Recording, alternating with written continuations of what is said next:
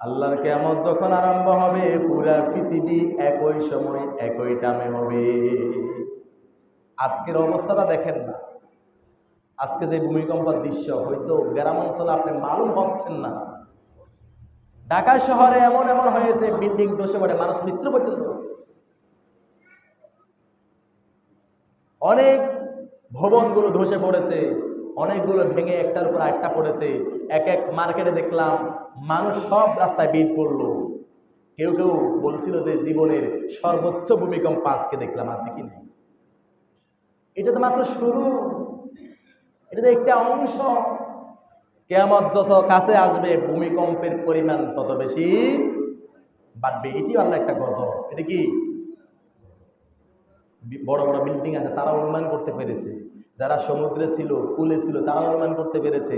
আমরা যারা কাজে কর্মে বিভিন্ন কাজে লিপ্ত ছিলাম আমরা তেমন অনুভব অনেকে করতে পারি নাই, আবার অনেকে করেছে। এটি একটি আল্লাহ তাআলার একটা নিদর্শন, আল্লাহর কুদরত। এই ভূমিকম্পকে কেউ জোর করে ইচ্ছা করে শক্তি দিয়ে ঠেকাতে পারবে আল্লাহর পক্ষ থেকে। এটাও একটা শাস্তি।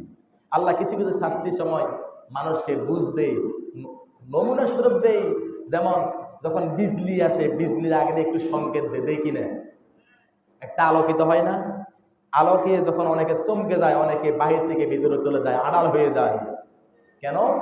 যে একটু চমক আসছে, চমকের পরে বিকট একটি শব্দ আসবে। এই বিকট আওয়াজ এটা তো সাধারণ একটি অনুমানের জন্য। কিয়ামত যেদিন হবে এমন আওয়াজ হবে, আওয়াজের সাথে সাথে আকাশ ভেঙে পড়বে, জমিন খান খান হয়ে যাবে, পাহাড় পর্বত কোনো কিছু থাকবে না, সবগুলো ভেঙে চুরমাচুর হয়ে যাবে। সুবহানাল্লাহ। সময় তো আছে। তাহলে আল্লাহ কি আছে না নাই? কথা বলেন, আছে না নাই? আজকে তো অনেকেই প্রস্তুত নিল জুমাবার মসজিদে যাবে কিন্তু পারলো না, এমন ভূমিকম্প আসলো, ভূমিকম্পে তাকে শেষ করে দিয়েছে। অনেকে আহত হয়েছে, অনেকে জীবনটাই শেষ হয়ে গেল।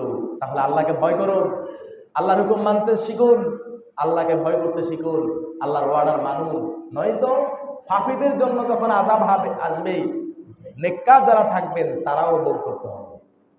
বলেন তো, ভূমিকম্প যখন আসছে নামাজি বেনামাজি কাউকে বাদ দিছে? সবাই তো আতঙ্ক হয়েছে কি না? এটি তো আল্লাহ তাআলার একটা কুদরত যে শুধু নামাজিরা বাঁচে যাবে, পাপীরা শাস্তি পাবে। বিষয়টা ওই না।